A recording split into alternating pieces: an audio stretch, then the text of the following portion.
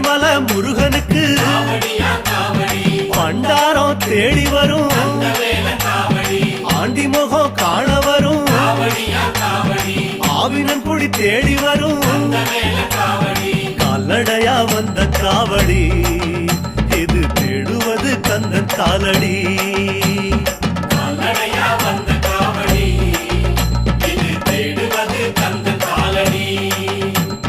பழுத்த பழம் தேடுதப்பா